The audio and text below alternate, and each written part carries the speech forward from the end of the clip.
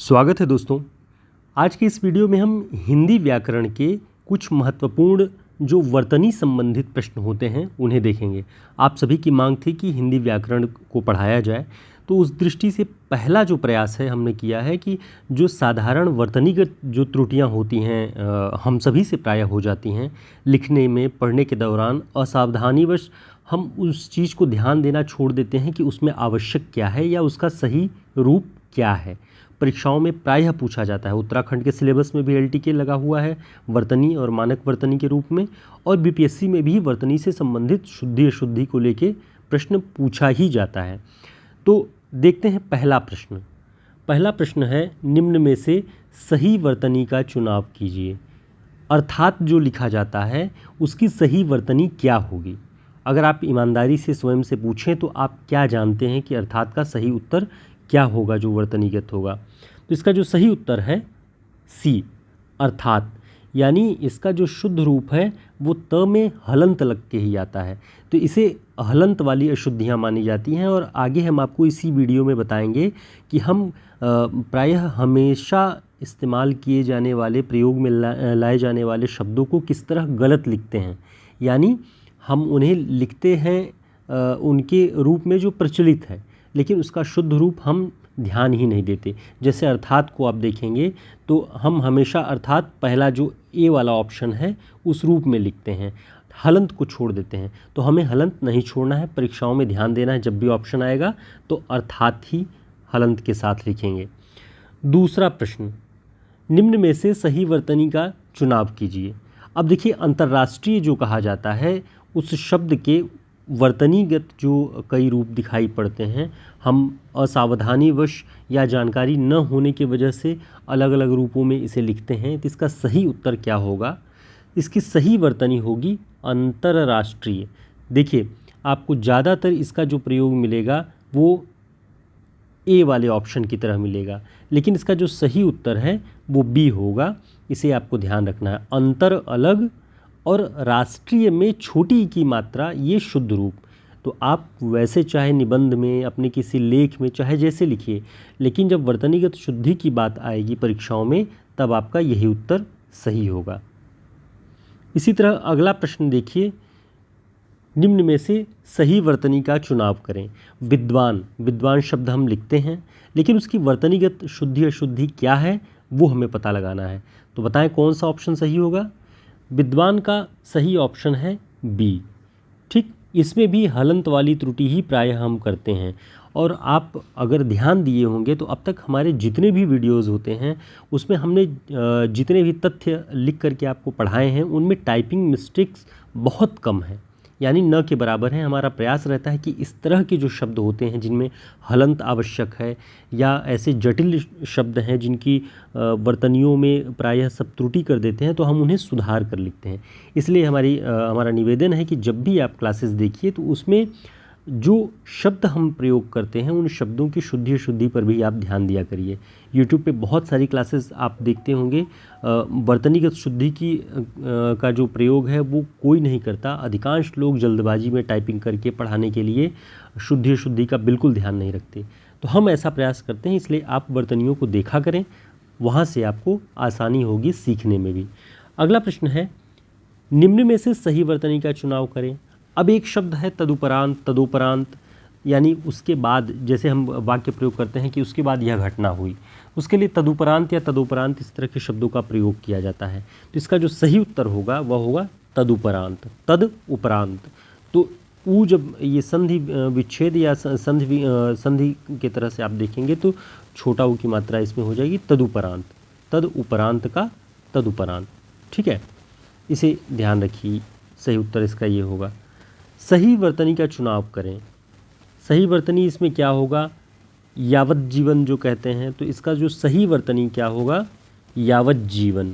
ठीक, आधा ज फिर जीवन उसमें जुड़ा हुआ, यावत जीवन इसका शुद्ध वर्तनीगत रूप होगा। इसी तरह से एक और शब्द है आशीर्वाद। हम सभी बोलने में हमेशा दिन भर में आप सैकड़ों बार इस शब्द का किसी न किसी के मुख से इसका प्रयोग सुनते ही होंगे, इसका उच्चारण सुनते होंगे, लेकिन इसका सही रूप क्या है वर्तनीगत। तो इसमें देखिए कई सारे जितने ऑप्शन दिए हैं सब में कुछ न कुछ भ्रम हो जाएगा। परीक्षाओं के वक्त दिमाग को स्थिर रख के चुनाव करना है कि आशीर्वाद, आ बड़ी ई की मात्रा फिर आधा र वाद, आशीर्वाद, और बाकी सब देखिए आशीर्वाद, आशीर्वाद, आशीर्वाद, इस तरह के अलग अलग प्रयोग हैं, लेकिन इसका सही उत्तर आपका सी हो जाएगा। तो सावधानी से ही आप ठीक कर सकते हैं इन सारी चीज़ों को।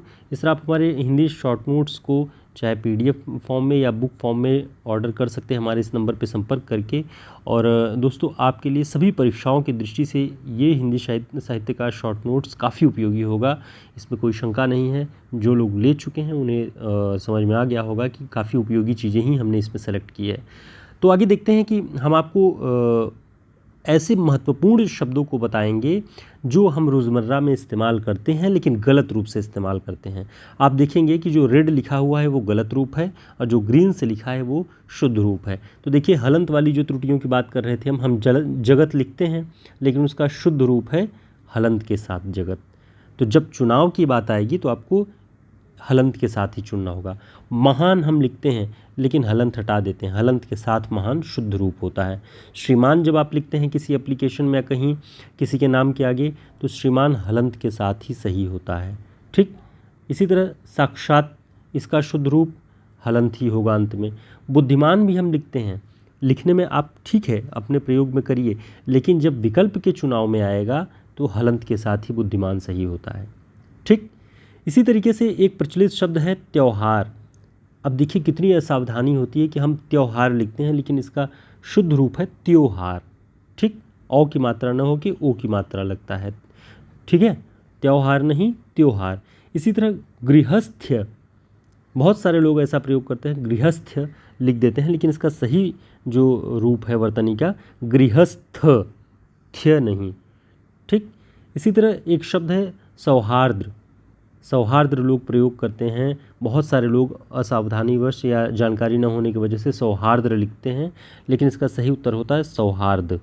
ठीक है, तो ऐसे ऐसे शब्द हैं जो हम रोज़मर्रा में प्रयोग तो करते हैं लेकिन लेखनी में वर्तनी के तौर पे हम बहुत त्रुटियां करते हैं।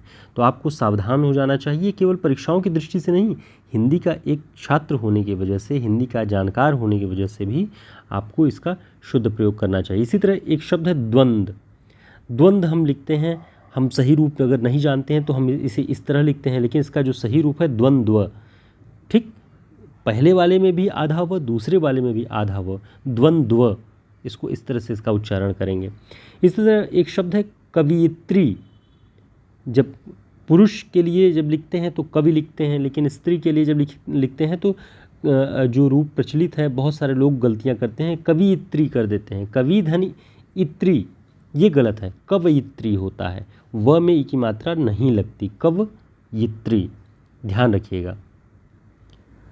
अगला जो शब्द है उज्ज्वल, ये परीक्षाओं में कई बार पूछा गया है। एक बार ज अगर लिखा है तो ये अशुद्ध है, इसके साथ जो उज्ज्वल का उच्चारण है वो 2 बार आधा ज का उच्चारण होगा। ठीक है, तो लेखनी में इसे ध्यान रखिएगा। एकलौता, बोलने में भी और कई जगह आप देखते होंगे एकलौता पुत्र था, एकलौता घर था, इस तरह की चीज़ें, लेकिन इसका जो शुद्ध रूप है इकलौता। ठीक है, देखिए एक शब्द है तत्व। तत्व के बारे में आप देखेंगे तत्व इतना ज़्यादा अवयव तत्व, काव्य के तत्व, उपन्यास के तत्व, कहानी के तत्व, कई सारी चीज़ों में आप तत्व शब्द देखते होंगे। तो यहाँ पे जो एक बार आधात है वो गलत होता है। तत्व का जो शुद्ध रूप है उसमें 2 बार आधात होता है। ठीक है, ध्यान रखिएगा। इसी तरह महत्व में भी एक बार आधात नहीं होता, 2 बार आधात होता है, तब जाके ये महत्व होता है। तो शुद्ध रूप को आप ध्यान से देख लीजिए और इन्हें नोट कर लीजिए, क्योंकि आप जब भी कुछ लिखते हैं हिंदी में, आप मास्टर्स क्वालिफाई होंगे, ग्रेजुएशन क्वालिफाई होंगे, बीएड होंगे या पीएचडी होंगे, तो आपको ये शुद्ध रूप जानना चाहिए शब्दों का। इसी तरह एक शब्द है प्रमाणिक। प्रचलन में प्रमाणिक लिखते भी हैं लोग, बोलते भी हैं, लेकिन इसका जो शुद्ध रूप है प्रामाणिक होता है। ठीक है, एक और है शब्द जो काफ़ी ज़रूरी है इसके बारे में जानना। लोग जो चिन्ह कहते हैं, जिसे संकेत कहते हैं, इसका उच्चारण क्या करते हैं? चिन्ह, ची आधा न ह, चिन्ह, लेकिन ये गलत है, पूरी तरह से गलत है। इसका होता है चिन्ह, यानी ची आधा ह फिर पूरा न, यानी बीच में जो यहाँ पे आधा न किया गया है अशुद्ध वाले में, वो बीच में आधा न नहीं होता, आधा ह होता है शुद्ध रूप में। तो चिह्न इसका, चिन्ह नहीं चिह्न इसका उच्चारण होता है। तो इसे भी बहुत बहुत बारीक अंतर है। जब आप ये ज्वाइंट रूप में, हमने इसीलिए इसका विग्रह कर दिया है ताकि आप आसानी से समझ सकें कि आधा कौन होता है बीच में। ठीक है, तो इसे आप ध्यान रखेंगे, बहुत बारीक अंतर है। लोग समझ नहीं पाते हैं, छोड़ देते हैं, और ये गलतियाँ परीक्षाओं में दिक्कत कर देती हैं। एक प्रश्न मैं आप लोगों के लिए छोड़ के जा रहा हूँ, आपको बताना है सही वर्तनी कौन सी होगी। जो प्रादेशिक जो भी शब्द है, इसका सही रूप क्या है? प्रदेशक, प्रादेशिक, प्रदेशिक, प्रादेशिक। तो इनमें से चारों ऑप्शन में से कौन सा ऑप्शन सही होगा, आपको कमेंट बॉक्स में बताना है। हम देखेंगे कि आप कितना सही जानकारी इस शब्द के बारे में रखते हैं।